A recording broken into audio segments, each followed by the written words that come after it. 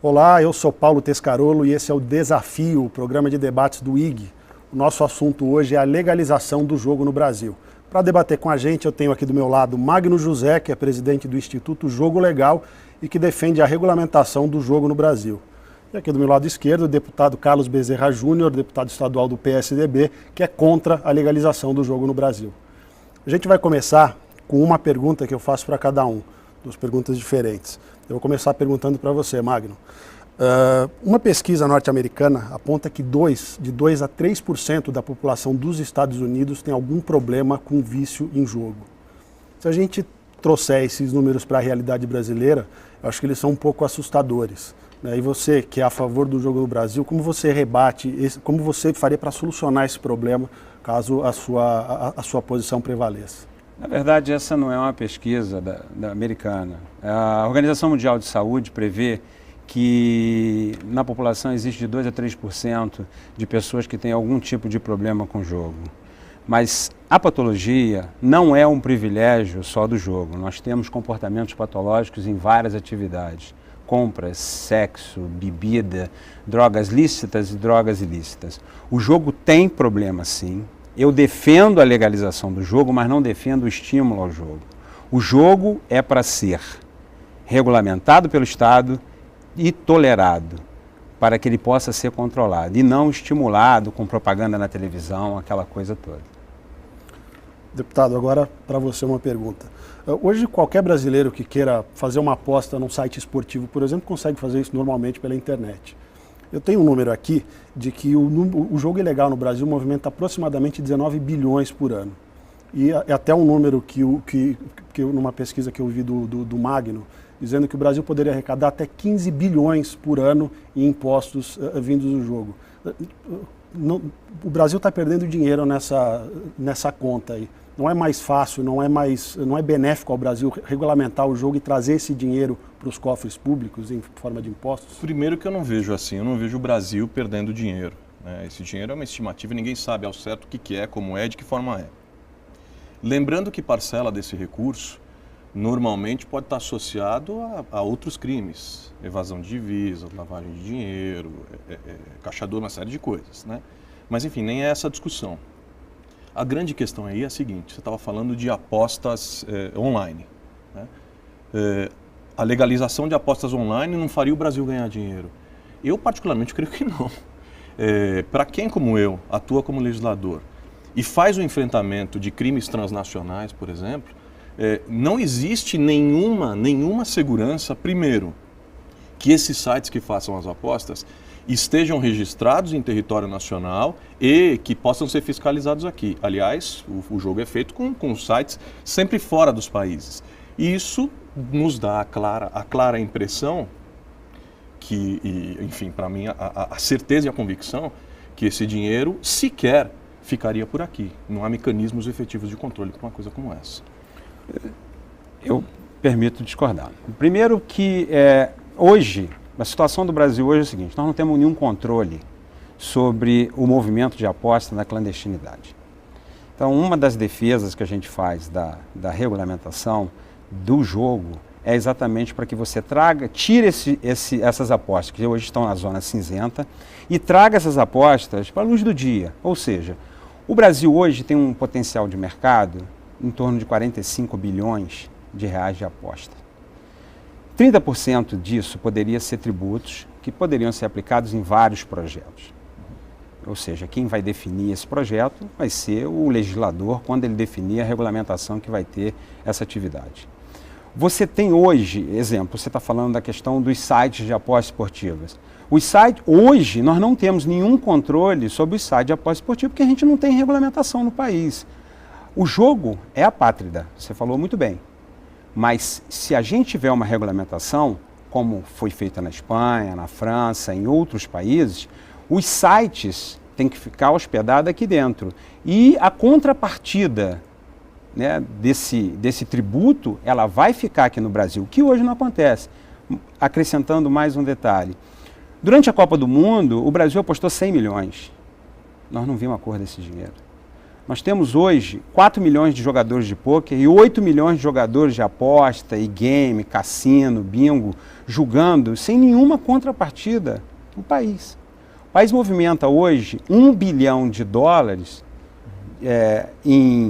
em apostas na internet, estou dizendo só da internet, e que não tem nenhuma contrapartida para o Estado e nem para a sociedade. Então é essa que é a defesa de que a regulamentação é necessária para que você, primeiro, tenha o controle, e segundo, que esse dinheiro, que esse tributo seja revertido para a sociedade e para o Estado. Eu discordo sinceramente disso, né? Porque eu olho a questão de um outro aspecto. Eu sou médico e sou legislador, né? Eu olho a questão sob o ponto de vista da saúde e sob o ponto de vista da política pública. E aí eu olho para o jogo e vejo que, enfim, a ampliação da liberação do jogo no Brasil, porque é importante a gente lembrar que no Brasil o jogo já é parcialmente liberado, ou seja, você tem a loteria controlada pelo Estado e as apostas de turf. Mas o fato é o seguinte, eu não encontro lógica, a partir do meu olhar como legislador e como médico, para avançar numa proposta como essa. Por quê? Por dois motivos que para mim são essenciais. O primeiro é o seguinte, você falou em 8 milhões de apostadores. E eu falo, porque os estudos, como bem o Paulo lembrou aqui, estudos internacionais apontam que existe um potencial na população onde até 4% da população pode se tornar compulsiva com relação ao jogo. Gente que pelo contato com o jogo vai se viciar. Nós estamos falando também numa população de 8 milhões de pessoas. E ao falarmos disso, nós estamos falando de uma tragédia que pode atingir, em termos de famílias, talvez 40 milhões de pessoas. As histórias não são poucas. Eu já ouvi inúmeras de gente que se suicidou porque perdeu tudo no jogo. Aliás, uma pergunta que eu sempre me faço, Magno, e que eu te faço também, Paulo. Você conhece alguém que tenha ficado rico jogando? Não sei se sou eu ou quem está nos acompanhando, eu não conheço ninguém. Desculpa, agora, eu conheço. Eu não conheço. Agora, eu conheço muita gente, mas muita gente, que arrebentou a família, que foi parar num hospital, que perdeu a profissão, que perdeu a carreira, que perdeu a vida por causa dessa tragédia. Então, para eu encerrar aqui o meu raciocínio, é o seguinte, eu não posso, como legislador, pensar numa política pública que favoreça com que pessoas lucrem a partir da patologia, da doença de outros. Por último, também não posso concordar com um instrumento que é claramente o jogo, não é outra coisa que não seja um mecanismo muito claro de concentração de renda. Quem defende o jogo, na verdade, se houvesse um grande clamor popular, eu até ia falar, puxa, vou até pensar nisso. Não existe clamor popular pela legalização do jogo no Brasil. Quem quer a legalização do jogo é uma minoria, mas uma minoria muito, quase ínfima, que lucra e não lucra pouco com isso. E que lucra a partir da patologia dos outros. Bom, vou aproveitar que agora que a gente entrou num debate aqui, partir para o segundo momento do programa. Não, então eu vou te dar a oportunidade de falar. Mas eu tenho Eu vou colocar vocês dois em xeque, então, a nossa segunda etapa. Aí você pode fazer uma pergunta para ele, fazer a sua colocação, e depois o deputado faz o mesmo. Tá bom. Ainda dentro desse contexto, deputado, eu tenho que esclarecer. Primeiro, nós não temos nenhum dado confiável no Brasil com relação à questão da patologia. Não, os dados são internacionais. Não, mas os dados internacionais são de 1 a 3%, sendo que em mercados apostadores, esses números podem ser até superiores. E ainda tem as distorções causadas por legislação. Exemplo, na Itália, tem um pouquinho a mais, porque tem uma lei que garante, se a pessoa perder tudo no jogo, ela não paga aluguel. Aí a pessoa vai lá e se diz que perdeu no jogo. Mas eu quero voltar ao seguinte, hoje em dia tem mecanismos mais recentes com relação à questão da patologia, que é a autoexclusão. Ele está funcionando em vários lugares do mundo e funcionando bem. Eu conheço várias experiências de autoexclusão, ou seja, ou um familiar pede a exclusão ou o próprio patológico, o jogador patológico pede a sua exclusão. Quantos por cento dos jogadores patológicos pedem ou entram para a lista de autoexclusão? São muitos. 1%, segundo as estatísticas internacionais. Mais uma coisa que eu tenho que contestar. Sendo Mais uma que coisa que eu tenho que contestar. Eles só procuram a lista de autoexclusão, sabe quando? quando a situação é desesperadora. Mas pelo menos, um estudo do Comitê Norte-Americano do governo Clinton, que estudou o jogo nos Estados Unidos, aponta que as pessoas, quando procuram a lista de autoexclusão, ou elas estão numa situação de falência, elas têm uma média, eu tenho números. Elas têm uma média de dívida entre 30 a 90 mil dólares. Ou seja, se o cara não se suicidou, se o cara não se matou, se ele não perdeu a vida, se ele não entrou em desespero, aí ele vai... Não é assim. E outra coisa também que eu tenho que contestar. O senhor está dizendo que não existe, que uma minoria gostaria de ter o jogo legalizado. A última pesquisa... É fato. A última, não é fato, deputado. A última pesquisa do Data Senado de 2011... Por favor, me garante a palavra. A última pesquisa do Data Senado de 2011, que perguntou se a população queria o jogo legalizado ou não, 50% não queriam, 48% queriam, 2% não se manifestaram, sendo com margem de erro de 3%. Sendo que a população mais escolarizada, com maior renda e de maior idade, era em torno de 60% favorável. Então, esse dado é um dado, números não mentem nem se emocionam. Então, eu tenho que trazer esse dado para cá, porque senão fica parecendo que eu estou defendendo meia dúzia de pessoas. Agora, é a pergunta? Pode perguntar. Então, a pergunta é a seguinte. Quem não defende o jogo, praticamente está se aliando ao jogo ilegal, ao cenário que está aí. Porque a gente tem um cenário de jogo legal no país. Inclusive, para a formulação das políticas públicas, é muito importante que você tenha esse jogo regulamentado e que se defina na legislação qual jogo que vai poder ser operado ou não. Nós temos apenas duas opções, nós não temos três opções. Ou a gente tem o jogo regulamentado ou o jogo na ilegalidade. Não ter jogo, essa opção não existe. Até mesmo em países muçulmanos, o jogo acaba tendo uma penetração, porque ele é anterior à religião, ele é anterior a tudo, está na gente. Pergunta é, o senhor acha mesmo que tem que continuar com esse cenário que está colocado aí? Estou absolutamente convencido, até porque a discussão, quando se faz a discussão do jogo, a discussão não passa pelo campo moral. Aqui no Brasil? Então, eu estou falando a partir do meu ponto de vista. Ela não passa pelo campo moral, ela passa pela questão de justiça social. Quem é, segundo estudos do Comitê Norte-Americano, feito pelo governo Clinton, em 1996, fez um estudo mais completo, hoje feito no planeta, sobre os impactos do jogo numa sociedade. Quem é que efetivamente gasta no jogo?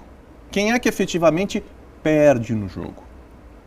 Os estudos apontam que 52% dos lucros auferidos no jogo vêm a partir dos 2 a 4% de jogadores compulsivos. Não sou eu que estou inventando, estudo internacional, de padrão internacional. Ou seja, é uma questão social, é uma questão de saúde, é uma questão social. Quando o senhor me diz, olha, se o senhor não é a favor da liberação do jogo, então o senhor está se aliando. Desculpa, eu vou refutar o seu argumento. Porque eu também, assim como a sociedade brasileira, e assim como eu sei que o senhor também, sou radicalmente contra o turismo sexual.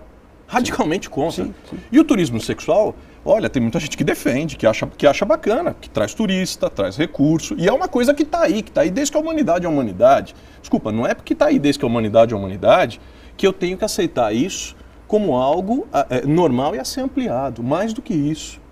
E insisto, meu papel como legislador é olhar para a questão de forma a garantir a justiça social. E o jogo, eu preciso falar e repetir, o jogo é um instrumento de concentração de renda, que aprofunda a injustiça social. Não conheço gente que ganhou no jogo. Aliás, estudos apontam, sabe você que está acompanhando a gente, sabe qual é a chance de um apostador ganhar no caça-níquel, nas três fileirinhas ali? É de 1 em 263 mil. Essa é a chance. Ou seja, as máquinas são direcionadas para garantir o lucro de quem produz. Você sabe qual é a chance de ganhar na Mega Sena que o governo banca? 1 em 56 milhões. Vejam, aí nós não estamos... A probabilidade da máquina, a máquina é 95%. Você tem que, exemplo, o senhor fez uma lei muito interessante, uma lei esclarecedora, que quando os bingos estavam abertos, eles tinham que ter um aviso na porta do bingo que jogo não é uma atividade, né, o jogo é um entretenimento, ou seja, você alertou. O que isso tem que fazer são mecanismos, primeiro, de esclarecer a população, primeiro tirar o jogo da ilegalidade, depois esclarecer e, por último, se for o caso, você ter uma política pública de exatamente tratar esse cidadão que entrou nessa patologia. Porque hoje, deputado, o que acontece... Ele entrou na patologia porque ele teve contato. Mas hoje, você acha que hoje ele não tem contato? Hoje tem 230 mil máquinas na rua. Vou interferir um pouco no debate, só para dar um espaço agora para o deputado fazer uma pergunta e colocar o Magno em xeque aqui. Senão o nosso tempo vai acabar e você vai perder como a gente está falando aqui... Ou prosseguir com o debate. Mas... O senhor sabe como é que funciona, o cérebro de uma pessoa compulsiva. Sim. Quais são os jogos que potencialmente mais viciam? Os jogos que potencialmente mais viciam é aquele tipo de jogo onde o espaço, a diferença entre o tempo de aposta e o resultado da aposta é o mais curto possível. Ou seja, é aquela busca intensa do prazer, da resposta da aposta continuamente. Ou seja, máquinas como caça-níqueis, o próprio bingo, enfim... São máquinas, são jogos, entre tantos outros que eu poderia citar aqui, mas são jogos que, ao serem expostos a um cidadão que até então não estava exposto a eles, no momento que ele é exposto, ele nem sabe que ele é compulsivo. Ele pode se transformar em alguém compulsivo. Agora, me diga uma coisa, baseado em números que eu já citei aqui ao senhor. O senhor acha moral, sob o ponto de vista de justiça no país, de justiça social do Brasil, a gente usar dinheiro público que iria para a escola, que iria para o hospital, para criar um sistema de fiscalização da legalização do jogo no Brasil?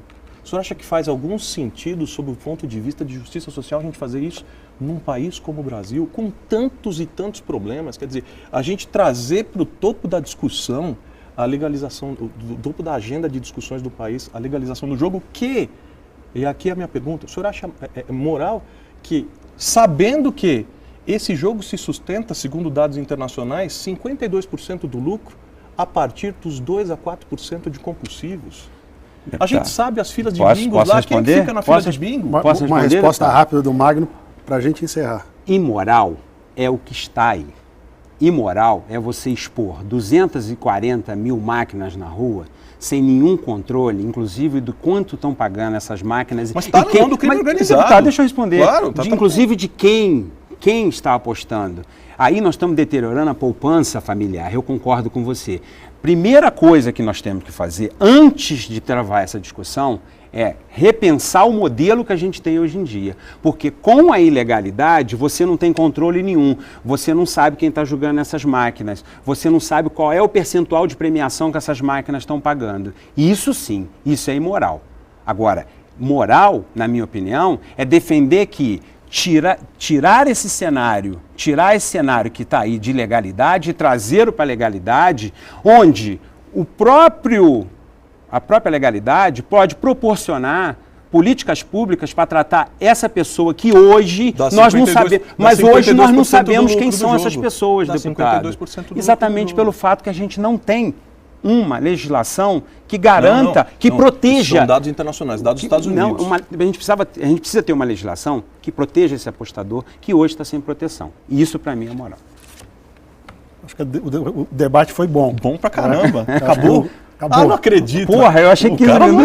Parece curto, mas foi um ótimo debate. Acho que o nosso internauta vai poder tirar as próprias conclusões. A gente teve bastante informação. Esse foi o desafio. Agradeço a presença do Magno, do deputado Carlos Bezerra Júnior. Obrigado pela presença e principalmente pelo debate acalorado e informativo. Valeu.